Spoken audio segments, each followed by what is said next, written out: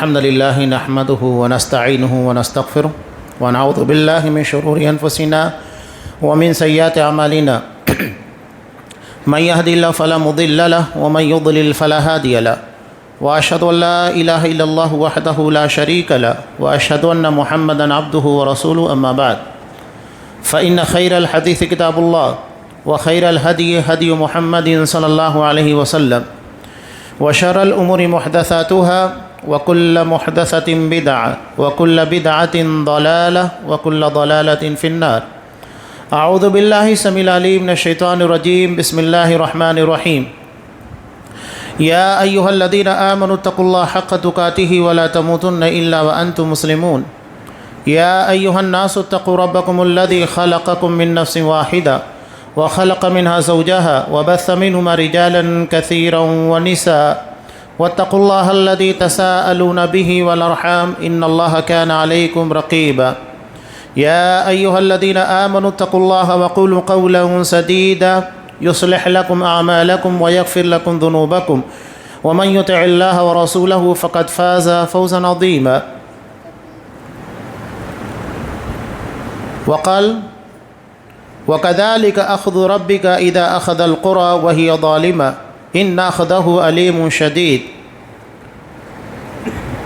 وعن أبي هريرة رضي الله تعالى عنه قال قال رسول الله صلى الله عليه وسلم اتقوا الظلم فإن الظلم ظلمات يوم القيامة واتقوا الشح فإن الشح أهلك من كان قبلكم حملهم على أن سفكوا دماءهم واستحلوا محارمهم رواہ مسلم فی کتاب المظالم۔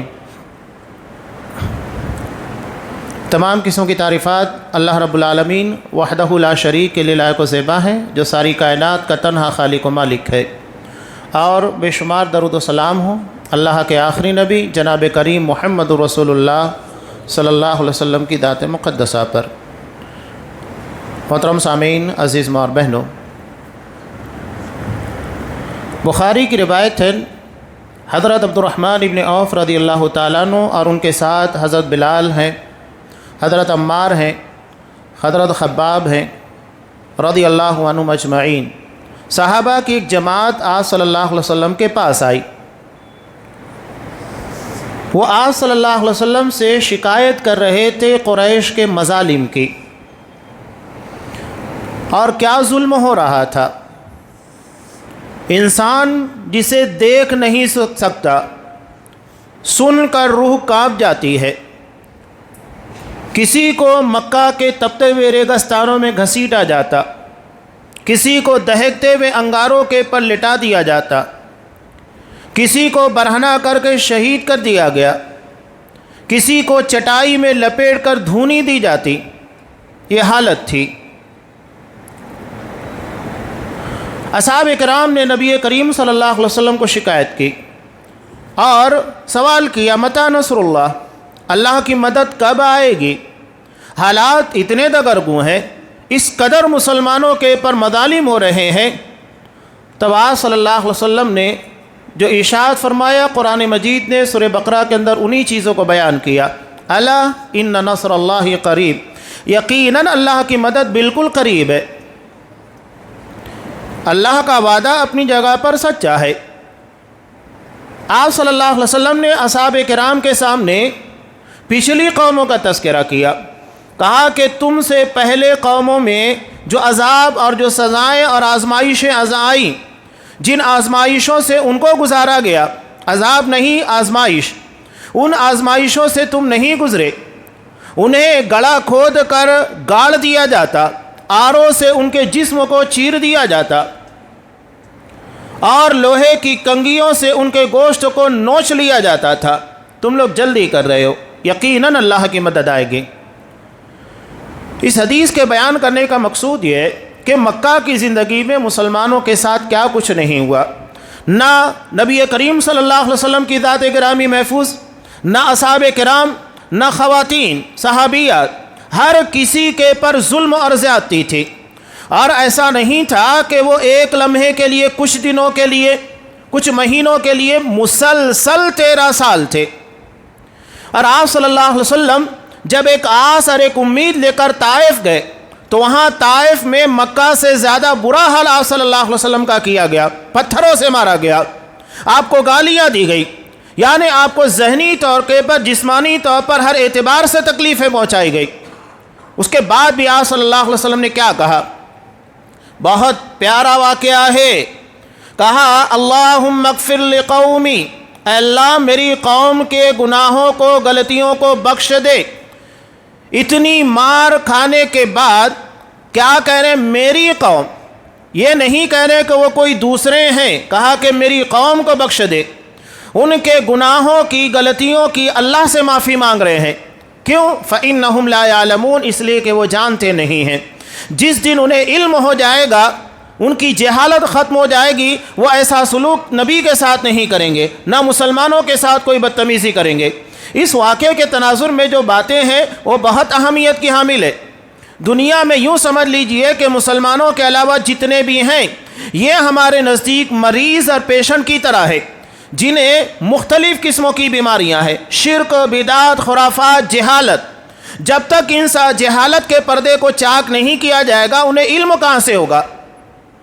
آج مسلمان صرف جذباتی انداز کی باتیں کرتے ہیں، یہی تو ہمارے لیے سب سے بڑا المیہ اور مسئلہ ہے۔ ٹھیک ہے، آج ہم فلسطین کے تناظر کے اندر بڑی بڑی باتیں، یقیناً مسلمان ایک جسم کی مانند ہے، اور جسم کے کسی بھی ایک حصے کے اندر اگر تکلیف ہوتی ہے، پورا جسم اس کی بنیاد کے پر کانپ اٹھتا ہے، اس درد کو محسوس کرتا ہے۔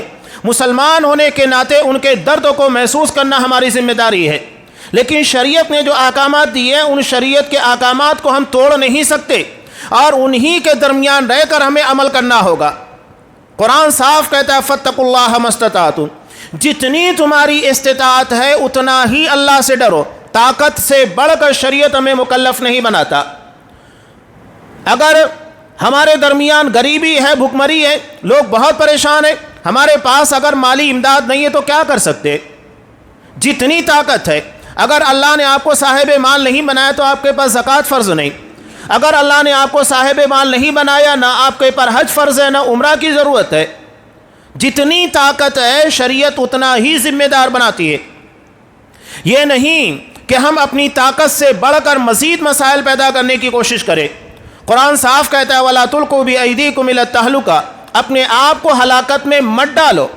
نبی کریم صلی اللہ علیہ وسلم نے مکہ کی زندگی کے اندر بار بار اصحاب کرام کے مطالبے کے باوجود انہیں جہاد کا حکم نہیں دیا۔ کیوں؟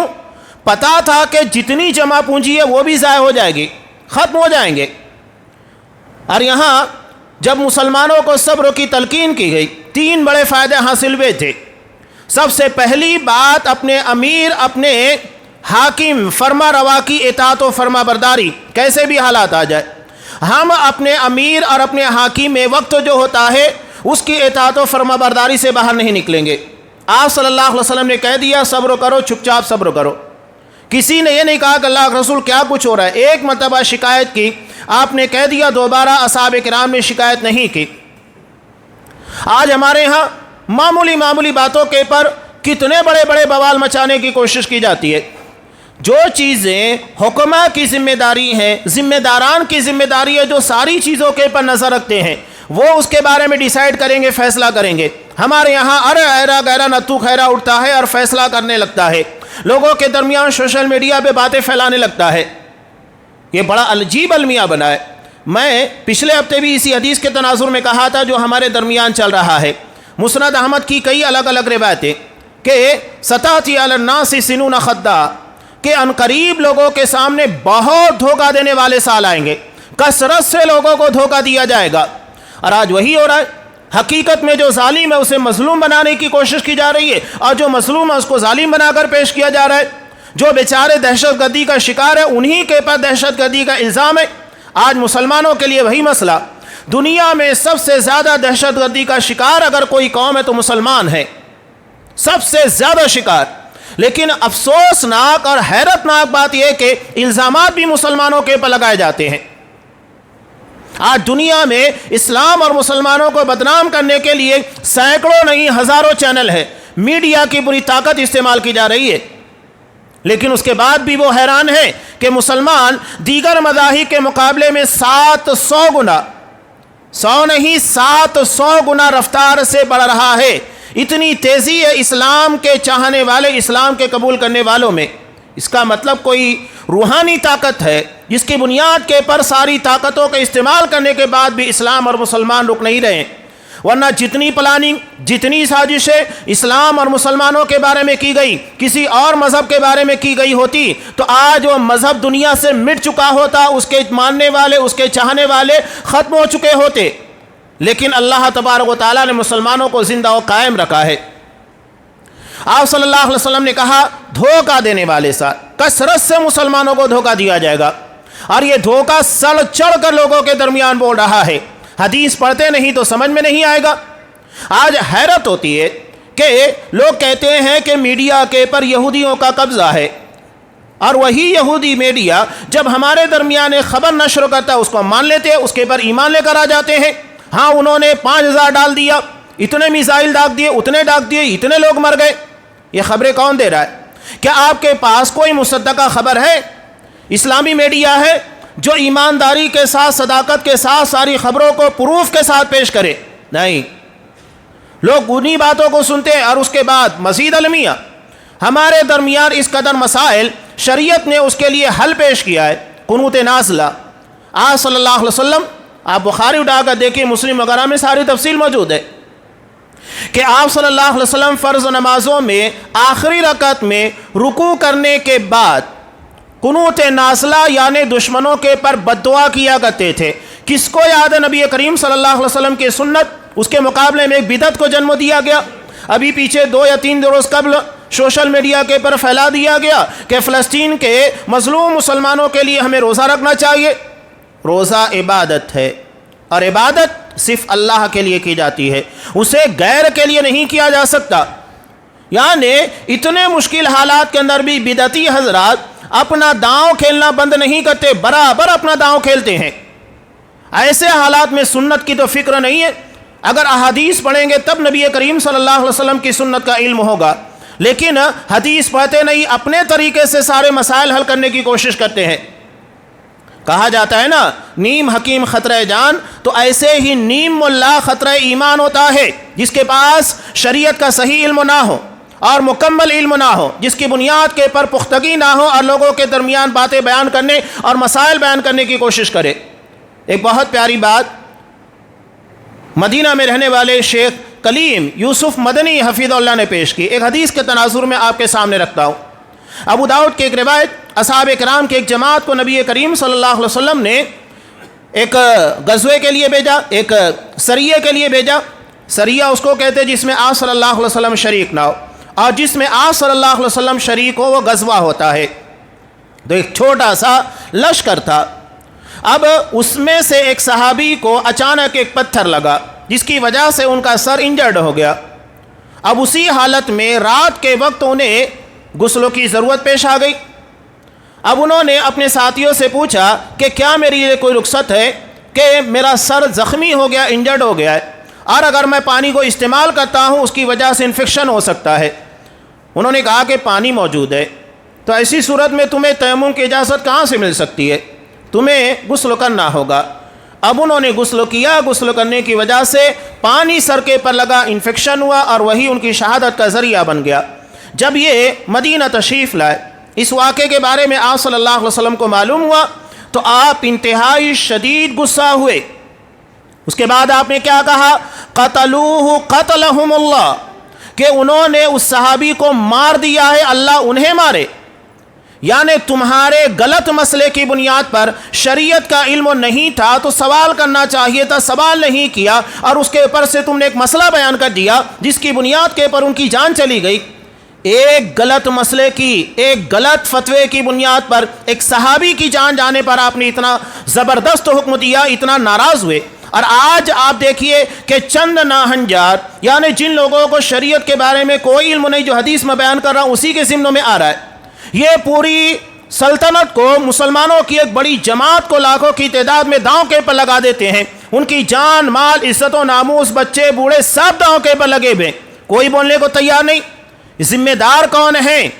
آپ صلی اللہ علیہ وسلم نے مکی زندگی کے اندر حالات اتنے خراب ہونے کے باوجود اجازت کیوں نہیں دی؟ جب ہمارے پاس اتنی طاقت اور قوت نہیں ہے تو لڑے کیوں اپنی جان کو جوخم میں ڈالیں؟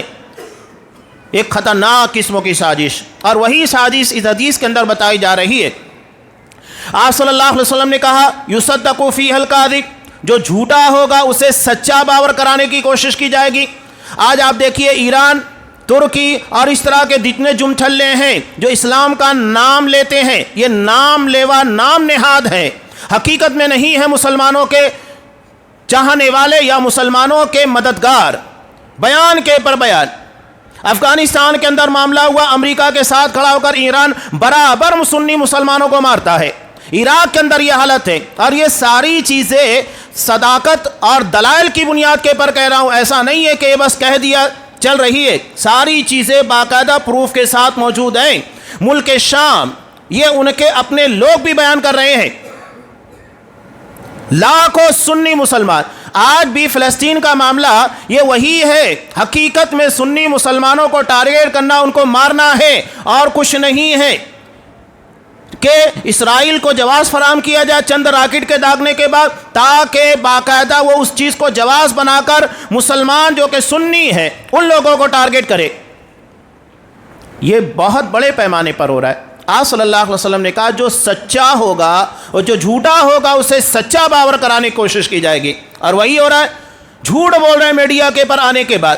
آپ صلی اللہ علیہ وسلم نے معراج کے موقع پر، آپ صلی اللہ علیہ وسلم کو معراج کے موقع پر بہت ساری چیزیں دکھائی گئی تھی، اس میں ایک چیز یہ بھی تھی کہ ایک شخص تھا جس کے جبڑے کو فرشتے پکڑ کر کھینچتے تھے، یہاں تک آ جاتا تھا، گدی تک، اور اس کے بعد ادھر کا کھینچتے ادھر آ جاتا، اس کے بعد پھر ادھر کا کھینچتے، کنٹینیو جاری تھا۔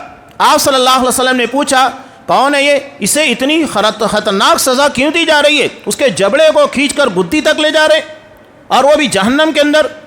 کہا کہ یہ وہ شخص ہے جو جھوٹ بولتا تھا اور تھوڑی دیر میں اس کا جھوٹ پوری دنیا کے اندر پھیل جاتا تھا۔ آج وہی میڈیا کے ذریعے جھوٹ پھیلانا دکھاتے ہیں، امریکہ کو چیلنج کر رہا ہے، اسرائیل کو چیلنج کر رہے ہیں، کرنا کچھ نہیں ہے، نورا کشتی ہے، لوگوں کو دکھانے کے لیے ہاں دیکھو ہم لڑ رہے ہیں، آج تک ایک گولی تک نہیں داغی اور لڑ رہے ہیں اور مسلمانوں کے ہمدرد بنے ہوئے ہیں، اور لوگ بھی کہتے ہیں دیکھو یہ ہیں حقیقت میں وہ، اور ٹارگیٹ کیا جاتا ہے دیگر مسلمان ملکوں کو جو حقیقت میں فلسطینی مسلمانوں کی جیسے ممکن ہو سکتا ہے مدد کر رہے ہیں، جتنی طاقت ہے اپنی طاقت سے بڑھ کر مدد کر رہے ہیں۔ آج یہ جو قائم ہے اپنی جگہ پر، یہ سعودی عرب، کویت، انہی لوگوں کی مرہون منت ہے، جتنی طاقت ان لوگوں کی تھی یہ صرف دعویٰ کرتے ہیں۔ آج بھی ہمارے سامنے ملک سلمان ہے یا شاہ فہد کی بات کیجئے، یہ جتنے ہیں باقاعدہ ان لوگوں نے اسرائیل سے لڑائی کی ہے، جنگیں لڑی ہیں، یہ بیان بازی نہیں کرتے ہیں، پریکٹیکلی ساری چیزیں لوگوں کے سامنے رکھتے ہیں۔ مصر کی سرحدوں کے پر جب اسے باقاعدہ لڑے اور گالوا جتنی گھاٹیوں کے پر اس نے قبضہ کیا اسے واپس لیا لڑ کر۔ آج بھی فلسطین کے اندر سعودی مجاہدین کی قبریں موجود ہیں، ہے کسی ایرانی کی، کسی حماسی کی، یہ صرف لوگوں کے درمیان۔ اور مجھ کو بڑا افسوس ہوتا ہے جب ساری چیزوں کو خطبہ جمعہ کے اندر استاد محترم شیخ ابو رضوان محمدی حفظ اللہ نے بیان کیا، ایک واویلا بچا ہوا ہے، دلائل کی بنیاد پر، پروف کی بنیاد کے پر جو باتیں پیش کر رہے ہیں، کان سننے کے لیے تیار نہیں ہے، جھوٹ کے عادی بن چکے ہیں نا، تو سچائی کہاں سے ہضم ہوگی؟ ایک آدمی کو جب خراب کھانے کی عادت بن چکی ہے تو اچھا کہاں سے ہضم ہوگا؟ کہتے ہیں دیکھو اسرائیل کا ایجنٹ ہے نعوذ باللہ، جو کتاب و سنت کے علمبردار، ان کے بارے میں دعویٰ، جھوٹا دعویٰ، کہتے ہیں اسرائیلی حماسیوں کو دہشت گرد کہتے ہیں، ہے اس کے بارے میں پروف موجود ہے، بغیر پروف کے باتیں نہیں کی جا رہی ہے۔ ہم بات فلسطینیوں کی کہہ رہے ہیں، سنی مسلمانوں کی، جن کے پر یہ حماسی قابض ہیں اور ان کی جان کو جب موقع ملتا ہے دشمنوں کے ساتھ مل کر باقاعدہ پلاننگ کر کے سازشی انداز کے اندر پھنساتے ہیں۔ یہ کوئی ڈھکا چھپا معاملہ نہیں ہے، ہم یہودی میڈیا کی نہیں اسلامی میڈیا کی خبریں آپ کے سامنے نشر کرتے ہیں۔ ایک خطرناک سچائی آپ صلی اللہ علیہ وسلم نے پہلے بیان کر دیا تھا کہ جو جھوٹا ہوگا اسے سچا باور کرانے کی کوشش کی جائے گی، ہے اگر دلیل، اگر تمہارے پاس پروف ہے لاؤ پیش کرو۔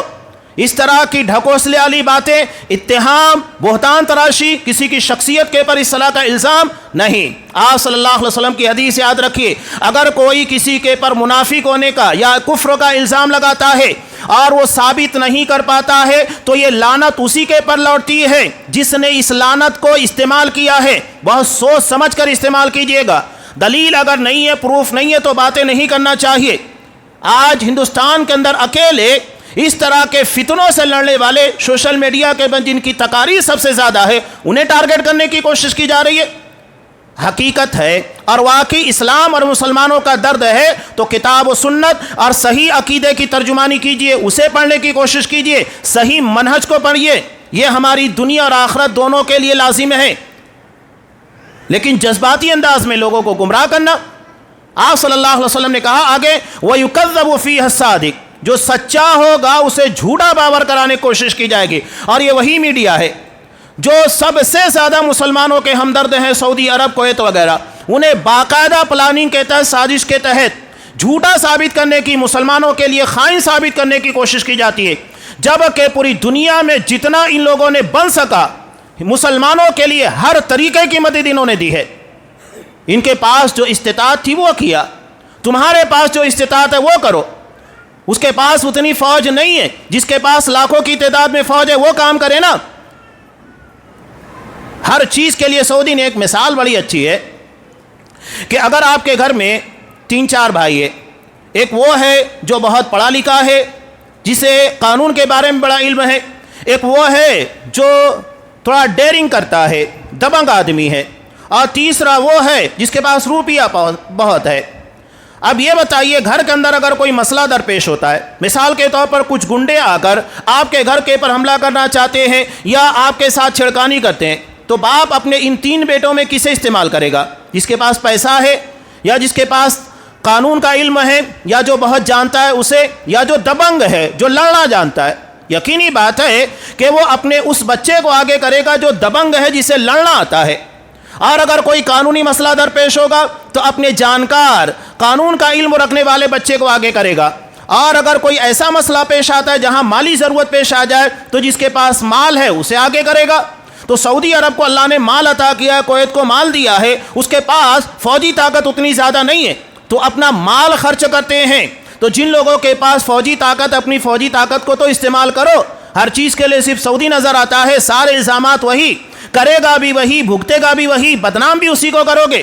یہ وہی حدیث ہے جو آپ صلی اللہ علیہ وسلم نے بیان کی کہ جو سچا ہوگا اسے جھوٹا ثابت کرنے کی کوشش کی جائے گی۔ وَيُخَوَّنُ فِيهَا الْأَمِينَ، امانت دار کو خائن، اور جو خائن ہوگا اسے امانت دار ثابت کرنے کی کوشش کی جائے گی۔ یہ ایران، یہ ترکی وغیرہ جتنے ہیں، یہ امت مسلمہ کے خائن لوگ ہیں، کوئی شبہ نہیں ان کی خیانت میں، جنہوں نے یہودیوں کے ساتھ باقاعدہ ساز باز کی ہے۔ ان لوگوں کے باقاعدہ آپسی روابط ہے، کوئی شبہ نہیں ہے، بلکہ ایران دنیا کا اسرائیل کے بعد دوسرا ملک ہے جہاں پر سب سے زیادہ یہودی بستے ہیں۔ مسلم کی حدیث یاد رکھیے گا کہ جب دجال نکلے گا تو اصفہان یہ ایران کا ایک شہر ہے، اور آج وہاں ہزاروں کی تعداد میں یہودیوں کی آبادی ہے۔ آپ صلی اللہ علیہ وسلم نے کہا وہاں کے 70,000 یہودی دجال کے فالور ہوں گے۔ حدیث کے پر تو ایمان رکھو جو آپ نے بیان کیا ہے۔ اور آج 50,000 سے زیادہ تعداد کے اندر اصفہان کے اندر، جو کہ ایران کا ایک شہر ہے، وہاں یہودی موجود ہیں۔ آپ نے کہا کہ 70,000 یہودی وہاں اس کے فالور ہوں گے۔ حدیثیں پڑھیں گے نہیں تو سمجھ میں کہاں آئے گا؟ یہ حدیثیں بیان کر رہی ہے، حدیثیں بنیاد ہے، انہی سے سمجھ میں آئے گا سچائی اور جھوٹ کے درمیان کا اصل فرق۔ تو یہ آپ صلی اللہ علیہ وسلم کی حدیث۔ اس کے بعد آپ نے کہا وَيَظْهَرُ فِيكُمُ الرُّوَيْبَضَةُ، تمہارے درمیان رویبضہ کا ظہور ہوگا۔ صحابہ نے پوچھا اللہ کا رسول یہ رویبضہ کیا ہے؟ آپ صلی اللہ علیہ وسلم نے کہا 2 الفاظ ہیں، ایک ہے الصفی اور ایک الفویسق۔ صفی یعنی نادان، جاہل، جسے زیادہ سمجھتا نہیں۔ فویسق کا مطلب نافرمان، جو عقیدے کے اندر نافرمانی کرے، شریعت میں نافرمانی کرے، آپ صلی اللہ علیہ وسلم کی سنتوں کی مخالفت کرے، فاسق۔ اور آج آپ دیکھیں گے تو جگہ چیزیں نظر آئے گی۔ تو یہ ہوگا ینطلق فی امر العام، عام مسائل میں، عام معاملات میں مسلمانوں کے باتیں کرے گا جو اس کے اختیار اور اس کی بساط کی ہے ہی نہیں۔ بہت بہترین ترجمہ کیا تھا شیخ ابو رضوان صاحب نے، فویسق اور رویبضہ کا، الصفی کا، سڑک چھاپ۔ جس کی کوئی وقت نہیں ہوتی ہے وہ انٹرنیشنل سطح کی باتیں کرتے ہیں. اور ہمارے یہاں وہی ہے. ان لوگوں کے اگر گھر کے اندر کچھ مسئلہ پیدا ہو جائے, پڑوسیوں کے ساتھ کچھ مسئلہ ہو جائے, ہمارے اپنے ملکوں کے اندر مسلمانوں کے ساتھ کیا کچھ نہیں ہوا, کتنی موب لنچنگ ہوئی, کیا حالات مسلمانوں کے بنا کر رکھ دیے گئے, نہیں کوئی بات نہیں کریں گے. ہمارے اپنے ملک اور اپنے پڑوس گھر کے اندر ہونے والے مسائل حل نہیں کر سکتے ہیں, یہ بات کرتے ہیں سعودی عرب کی انٹرنیشنل سطح کی, امریکہ کے بارے میں باتیں کریں گے. یہ حالات ہے. یہ وہی ہے فویسق اور رویبدہ صفی جو عام معاملات کے بارے میں باتیں کریں گے. انہیں عقیدے کے بارے میں کوئی علم نہیں, انہیں منہج کے بارے میں کوئی علم نہیں, حدیث کے مسائل کے بارے میں علم نہیں, اس کے بعد یہ ساری باتیں کر رہے ہیں. آپ صلی اللہ علیہ وسلم نے ایک صحابی کو غلط فتوے کی بنیاد کے پر مار دینے کی وجہ سے اتنا سخت آپ نے حکم دیا کہ تم لوگوں نے اسے قتل کر دیا, اللہ تمہیں قتل کرے. یہاں لاکھوں کی تعداد میں مسلمانوں کو جھونک دیا جا رہا ہے, ان کی جان مال ہر چیز کو داؤں کے پر لگایا جا رہا ہے. اس کے بعد بھی کہتے ہیں کہ کوئی مسئلہ نہیں, مسلمانوں کی عزت تمہارے نزدیک کوئی اہمیت نہیں رکھتی ہے. آپ صلی اللہ علیہ وسلم نے کہا کہ ایک مسلمان کی عزت کعبۃ اللہ سے زیادہ اہمیت رکھتی ہے. اس کے بعد تمہاری مسلمانوں کی کوئی وقت نہیں. ٹارگیٹ سنی مسلمان ہے, اور ہمارے درمیان کے سنی مسلمانوں کو بھی یہ نہیں سمجھتا ہے. شیعہ کے مقابلے میں جتنے مسلمان ہیں وہ سنی کہلاتے ہیں. اہل سنت والجماعت کا مطلب کیا ہوتا ہے؟ سنو, اہل سنت یہ عقیدے کی زبان میں عقیدہ توحید کو کہا جاتا ہے, اور منہج کے اعتبار سے کہا جاتا ہے جماعت. یہ دو لفظ ہے, یعنی جن کا عقیدہ, جن کا منہج صحابہ کرام کی طرح ہو. اہل سنت والجماعت یعنی جو عقیدے میں اور طریقہ کار میں منہج میں اصحاب کرام کی طرح ہو, اور جن کا عقیدہ صحابہ کی طرح نہیں, جن کا طریقہ صحابہ کی طرح نہیں, وہ اہل سنت والجماعت کہاں سے ہو سکتے ہیں؟ تو یہ سنی مسلمان رافضیوں شیعوں کے مقابلے میں ہیں, یہ نہیں سمجھتا ہے. ٹارگیٹ انہی لوگوں کیا جاتا ہے, چاہے وہ عراق کی بات کیجئے, افغانستان کی بات کیجئے, سیریا کی بات کیجئے, ٹارگیٹ سنی مسلمان ہے. اور آپ کو ہر جگہ غیروں کے ساتھ رافضی کھڑا نظر آئے گا, اور انہی کے ساتھ جو کھڑا نظر آئے گا اخوانی جو باقاعدہ ان لوگوں کو سپورٹ کرتے ہیں سنی مسلمانوں کو مارنے میں. یہ کوئی ڈھکی چھپی بات نہیں ہے, یہ حقیقت ہے. چاہے اس کو آپ کتنا بھی جھوٹ ثابت کرنے کی کوشش کریں, یہ جھوٹ نہیں ثابت ہو سکتا ہے. اپنے ہمدردوں کو اور دشمنوں کو پہچاننے کی کوشش کیجئے, کون ہمارا ہمدرد ہے, کون دشمن ہے. علامہ ابن تیمیہ رحمۃ اللہ علیہ اسی لیے کہتے ہیں کہ مسلمانوں کے لیے یہودیوں سے کہیں زیادہ بدتر دشمن رافضی ہے. اور آپ تاریخ اسلام اٹھا کر دیکھیں گے تو جتنا قتل سنی مسلمانوں کا رافضیوں شیعوں نے اور ان کے ساتھ جو لوگ لگے ہوئے ان لوگوں نے کیا ہے, کسی نے نہیں کیا. کروڑوں کی تعداد ہوگی اور آپ گننا چاہیں, اور یہودیوں نے لاکھوں کی تعداد میں مارا ہوگا, لیکن رافضیوں نے کروڑوں کی تعداد میں مسلمانوں کو مارا ہے. اور ہمیشہ ان لوگوں کی تلواریں اسلام اور مسلمانوں کے خلاف ہی اٹھتی ہیں. کبھی یہ لوگ کفروں سے مقابلہ نہیں کریں گے. پوری تاریخ اٹھا کر دیکھیے, یہاں تک کہ ہندوستان کی تاریخ کے اندر بھی آپ دیکھیں گے غداری کرنے والے یہی رافضی. یہ میر جعفر, یہ میر صادق کون ہیں؟ یہ سب رافضی ہیں, شیعہ ہیں. اور انہی لوگوں نے مسلمانوں کے درمیان شرک و بدعت خرافات انہی لوگوں نے پھیلائی ہے. سب سے پہلے رافضیت کی بنیاد ڈالنے والا عبداللہ بن سبا جو ایک یہودی تھا, اور اس نے اسلامی چولا پہن کر مسلمانوں کے درمیان آ کر حب آل بیت, اہل بیت کی محبت کے جھانسا دے کر مسلمانوں کو حضرت علی رضی اللہ تعالیٰ عنہ کے نام پر گمراہ کیا کہ وہ اولین مستحق تھے خلافت کے. حضرت ابوبکر صدیق, عمر فاروق, عثمان غنی, اصحاب کرام کی عظیم الشان جماعت کے خلاف اس نے ماحول تیار کیا. اور آج بھی ہمارے درمیان اس کے اثرات نظر آتے ہیں, جو حضرت امیر معاویہ رضی اللہ تعالیٰ عنہ سے لے کر بات آگے بڑھاتے ہیں, اور دھیرے دھیرے حضرت عثمان غنی اور ابوبکر صدیق تک پہنچتے ہیں. یہ باتیں کتابوں میں لکھی ہوئی ہیں نا, لوگ پڑھتے ہیں. ہمارے نزدیک اصحاب کرام کی عظمت, ان کی محبت زیادہ اہمیت رکھتی ہے, باقی کوئی چیز اہمیت نہیں رکھتی. اگر کوئی صحابہ کی شان میں گستاخی کرے وہ ہمارے قدموں کی ٹھوکر پر ہے, کتنی بھی بڑی شخصیت آپ مانیے.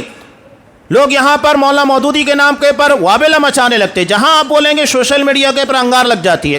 لیکن صحابہ کے بارے میں انہوں نے پوری کتاب لکھ دی, جس میں حضرت عثمان غنی رضی اللہ تعالیٰ عنہ کے خلاف اناپ شناپ لکھا، جھوٹی روایتیں رافضیوں کی لا کر بیان کی، حضرت امیر معاویہ رضی اللہ تعالیٰ عنہ کو ٹارگیٹ کیا، حضرت مغیرہ بن شعبہ کو ٹارگیٹ کیا، حضرت عمرو بن عاص رضی اللہ تعالیٰ عنہ ٹارگیٹ کیا۔ ہمارے ماتھوں کے پر بل نہیں آتے صحابہ کرام کی شخصیت کو ٹارگیٹ کرنے والا، ہم اسے کا دفاع کریں؟ ہم صحابہ کی جماعت کا دفاع کریں گے جس کا دفاع اللہ نے قرآن مجید کے اندر کیا ہے۔ جب منافقین نے صحابہ کی جماعت کو کہا تھا سفہا، بے وقوف، قرآن نے کہا الا انہم ہم السفہا، کہ میرے نبی کے صحابہ بے وقوف نہیں، یہ منافق بے وقوف ہے، یہ سفہا ہے۔ ہم بھی اسی قرآن مجید کے پیغام کے تناظر میں کہیں گے جو صحابہ کی شخصیتوں کے پر انگلی اٹھائے، کتابیں لکھے، حقیقت میں وہ بے وقوف ہے۔ اور یہ خلافت و ملوکیت ایران میں رافضیوں کے ہاں نصاب تعلیم کے اندر شامل ہے۔ جب یہ باتیں پھیلے گی بوال مچے گا، لیکن باتیں پروف کے ساتھ ہے، صحابہ کی عظمت ہے، میں بیان کرنا میرا فرض تھا۔ تو یہ حقیقت کی عکاسی تھی جو میں نے آپ کے سامنے رکھی۔ میں کچھ حدیث آپ کے سامنے رکھنا چاہتا ہوں۔ ظلم یہ کسے کہا جاتا ہے؟ ظلم کہتے ہیں عربی زبان میں وضع الشیء فی غیر محلہ، کسی چیز کو اس کے جائز مقام سے ہٹا دینا، اس کا جو جائز اور حقیقی مقام ہے۔ اسی لیے قرآن نے شرک کو ظلم عظیم کہا ہے، سب سے بڑا ظلم۔ کیوں؟ اس لیے کہ اللہ کا حق مخلوق کو دیا جاتا ہے، عبادت صرف اللہ کا حق ہے، اور شریعت سازی جتنی چیزیں یہ صرف اللہ کا حق ہے، یہ کسی اور کو نہیں دیا جا سکتا۔ بدعتی کے تعلق سے اس قدر سختی کیوں برتی گئی؟ آپ صلی اللہ علیہ وسلم نے کہا، مسند احمد کی روایت، بدعتی کو سلام نہ کرو، راستے میں ملے اس کا راستہ تنگ کر دو۔ آپ نے کہا کہ اگر کوئی بدعتی کو پناہ دیتا ہے اس کے پر اللہ کی رسول کی لعنت۔ کیوں؟ اس لیے کہ وہ اپنے آپ کو شریعت ساز کہتا ہے کہ نعوذ باللہ میں اللہ سے بہتر دین بنا سکتا ہوں، میں اللہ سے بہتر قانون بنا سکتا ہوں، نعوذ باللہ، جبکہ شریعت ساز صرف اللہ تبارک و تعالی ہے۔ اسی لیے شرک ظلم عظیم ہے، یہ سب سے عظیم ذات کے ساتھ کیا جاتا ہے، اس کے مقام کو چھیننے کی کوشش کی جاتی ہے۔ شیخ شاہ اسماعیل شہید رحمہ اللہ نے بہت پیاری مثال دیتے ہوئے کہا تھا، اس کی مثال ایسے ہی ہے جیسا کہ بادشاہ کے تاج کو کسی چمار کے سر کے پر رکھ دیا جائے۔ یہ ہے شرک کی مثال۔ اللہ تبارک و تعالیٰ کی عزت، اللہ تبارک و تعالیٰ کی عبادت، اللہ کا جو مقام توقیر ہونا چاہیے وہ مخلوق کو دے دی جائے، جبکہ وہ اس کا حق رکھتی ہی نہیں ہے۔ اب یہ آگے اگر کوئی رسول کے ساتھ کرتا ہے وہ رسول کے ساتھ ظلم ہے، بدعتی رسول کے ساتھ ظلم کرتا ہے، رسول کا جو مقام ہے اس مقام کے پر کسی غیر نبی کو لا کر بٹھاتا ہے، یہ ظلم ہے۔ اب ظلم آگے جیسے بڑھتا جائے، اس کی طاقتور جو ہوتا ہے یہ ظالم ہوتا ہے، اور جس کے پاس دلیل ہوتی ہے وہ کبھی ظلم نہیں کرتا، اس لیے کہ اس کے پاس دلیل ہے، وہ کوئی ظلم کرے گا۔ ظلم کرنے والا ہمیشہ طاقتور ہوتا ہے، اس کے پاس دلیل نہیں ہوتی۔ یہی بات فرعون کی ہے، ہارون ہے، حامان ہے، قارون وغیرہ ہے، جتنے بھی ہیں، ابو جہل وغیرہ، جتنے بھی ظالم دنیا کے اندر گزرے ہیں، یہ سب کے سب جو ظالمین ہیں یہ اپنی طاقت کا غلط استعمال کرتے تھے، دلائل کے مقابلے میں ہمیشہ اپنی طاقت کا استعمال دلیل کے مقابلے میں کیا، پروف کے مقابلے میں کیا، اور آج بھی جو لوگ دلیل کے مقابلے میں طاقت کا استعمال کرتے ہیں وہ ظالم ہے۔ اب یہاں ایک بات سورہ حشر آپ پڑھتے ہیں، سورہ حشر میں بنو قینقاع کے متعلق ہے۔ یہ یہودیوں کا ایک قبیلہ تھا جن کی شرارتوں کی بنیاد کے پر انہیں مدینہ سے بے دخل کر دیا گیا۔ آپ نے اجازت دی، تم اپنے سواریوں کے پر جتنا سامان لے جا سکتے ہو لے جاؤ، اتنی اجازت ہے، زمین خالی کرو۔ جب یہ نکلے تو اپنے گھروں کی چوکھٹوں کو بھی اکھاڑ لیا تاکہ مسلمانوں کو فائدہ نہ ہو۔ جب یہ چلے گئے، قرآن اس کے تناظر میں کیا کہتا ہے؟ ان فی ذلک لعبرۃ لاولی الابصار، کہ اس واقعے میں غور و فکر کرنے والے ہوش مندوں کے لیے بڑی عبرت کی بات ہے۔ عبرت ہے، عبرت کا مطلب کیا ہے؟ اس مقام کے پر اپنے کو رکھو، یعنی جو حرکت ان لوگوں نے کی ہے اس کی بنیاد کے پر انہیں یہ سزا ملی ہے، اگر تم نے وہ کام کیا وہی سزا تم کو بھی ملے گی، یہ ہے عبرت۔ علامہ ابن تیمیہ کہتے ہیں اللہ کا قانون فطرت تمام لوگوں کے لیے یکساں ہے۔ اللہ نے جو قانون فطرت بنایا ہے سب کے لیے، چاہے ہندو ہو، مسلمان ہو، مشرک ہو، سب کے لیے۔ اگر ایک مسلمان غذا استعمال کرے گا، اچھا کھانا کھائے گا، اس کے جسم کو طاقت ملے گی، یہی چیز ایک غیر مسلم کو بھی دے گی۔ قانون فطرت سب کے لیے اللہ نے یکساں رکھا ہے، اگر اس قانون کو کوئی توڑے گا اس کا شکار ہوگا۔ تو یہاں عبرت کہی گئی، جو بھی ایسا کرے گا وہ یقیناً بھگتنے والا ہے۔ تو یہودیوں کے تناظر میں، یہاں فلسطین کے تناظر میں بھی میں وہی کہہ رہا ہوں، جو لوگ اپنے گھر میں ظلم کرتے ہیں، اپنے سماج کے اندر ظلم کرتے ہیں، زیادتیاں کرتے ہیں، وہ لوگ بھی سوچیں کہ آج ہم فلسطینی مظلوم مسلمانوں کے لیے اگر آواز اٹھا رہے ہیں تو کہیں ہم بھی تو اسی کے اندر جہاں ہماری طاقت ہے وہاں ظلم کا شکار تو نہیں ہے کہ وہاں ہم اپنے کمزور لوگوں کے پر ظلم اور زیادتیاں کر رہے ہیں۔ اپنے گھر کے بارے میں سوچئے، اللہ نے بھی بچوں کے پر آپ کو اختیار دیا ہے، وہاں آپ ظلم کر رہے ہیں کہ نہیں، وہاں آپ انصاف سے کام لے رہے ہیں کہ نہیں، اللہ اس سے سوال کرے گا، آپ کو اس کے بارے میں سوال ہونے والا ہے۔ وہاں کے بارے میں اللہ پوچھے نہ پوچھے لیکن یہ بارے میں برابر سوال ہوگا، اس لیے کہ ہماری ذمہ داری ہے، اور یہی سماج اور معاشرے ہر جگہ ہے، کوئی جگہ ایسی نہیں ہے جو محفوظ ہو۔ تو عبرت کی بات ہے، آج جب ان لوگوں کے لیے ہم آواز اٹھا رہے ہیں تو ساتھ ہی ساتھ ہمیں اپنا گریبان بھی جھانکنا ہے۔ عبرت کے تناظر میں محاسبے کے طور پر حضرت عمر فاروق کہتے ہیں حاسبوا قبل ان تحاسبوا، اپنا محاسبہ، اپنا جائزہ لو اس سے پہلے کہ تمہارا حساب لیا جائے۔ میں یہ چند باتیں جو آپ کے سامنے رکھا یہ صرف تجزیاتی طور پر تھا تاکہ سچائی ہمارے کانوں تک پہنچے۔ آپ صلی اللہ علیہ وسلم کی حدیث بھی ہے مسلم کی، کفا بالمرء کذبا ان یحدث بکل ما سمع، کہ ایک آدمی کے جھوٹا ہونے کے لیے اتنا ہی کافی ہے سنی سنائی باتوں کو بیان کریں، کوئی دلیل کوئی پروف نہیں، جیسا کہ آج یہ جذباتی لوگ کر رہے ہیں جن کے پاس کوئی پروف نہیں ہے، بلا وجہ کسی کا سپورٹ کر دینا۔ ہم فلسطینی مسلمانوں کے تعلق سے جو ظلم ہو رہا ہے، زیادتی ہو رہا ہے ان کے جان و مال، یقیناً مسلمان ہونے کی بنیاد کے پر، خاص طور سے صحیح العقیدہ مسلمان ہونے کی بنیاد پر، وہ درد ہمارے سینوں کے اندر ہے، لیکن ہم شریعت کے خلاف کوئی قدم نہیں اٹھا سکتے۔ آپ صلی اللہ علیہ وسلم کے بیٹے حضرت ابراہیم رضی اللہ تعالیٰ 18 مہینے کی عمر میں انتقال ہوا، بہت آپ صلی اللہ علیہ وسلم رنجیدہ تھے، آنکھوں سے آنسو بہ رہے تھے، لیکن آپ نے کہا یقیناً آنکھیں آنسو بہا رہی، اشک بار ہے، اور اے ابراہیم تمہاری جدائی کے پر ہم غمزدہ ہیں، لیکن ہم وہی کہیں گے جو اللہ کو راضی کرنے والی بات ہے، کوئی ایسی بات جو اللہ کو ناراض کرے ہم ایسا نہیں کر سکتے۔ وہی تناظر میں ہم یہاں پر بھی کہیں گے کہ ہم دنیا میں مسلمانوں کے ساتھ کچھ بھی ہو کوئی ایسا قدم نہیں اٹھائیں گے جو اللہ کو ناراض کرنے والا، خلاف شریعت ہو۔ یہ جذباتی انداز اسلام اور کو پسند نہیں، نہ شریعت کے مزاج کے موافق ہے۔ شریعت نے ہمیں جو آرڈر دیا ہے اتنا ہم کو کرنا ہے، سارے اختیارات صرف اللہ تبارک و تعالیٰ کے ہاتھ میں، وہ حکیم ہے، وہ ہم سے کہیں بہتر سارے حالات کو جانتا ہے، وہ قوی ہے، پوری طاقت رکھتا ہے، پر میں چاہے ساری چیزوں کو بدل دے۔ میں نے ایک حدیث پیش کی تھی، اس کا ترجمہ آپ کے سامنے رکھ کر اپنی بات مکمل کرتا ہوں۔ آپ صلی اللہ علیہ وسلم نے کہا، مسلم کی روایت، ظلم سے بچو۔ اب یہ چاہے فلسطینی مسلمانوں پر ہو یا ہم کسی کے ساتھ کریں، تجارت میں کسی کو دھوکہ دے، پڑوسیوں کے ساتھ ظلم و زیادتی کرے، رشتہ داروں کے ساتھ یا اپنے ماتحتوں کے ساتھ، ہر کوئی اس کے اندر شامل ہے، کہیں پر بھی ظلم اگر ہوا بچو۔ فَإِنَّ الظُّلْمَ ظُلُمَاتٌ يَوْمَ الْقِيَامَةِ، اس لیے کہ ظلم قیامت کی تاریکیوں کا، اندھیروں کا سبب بن جائے گا۔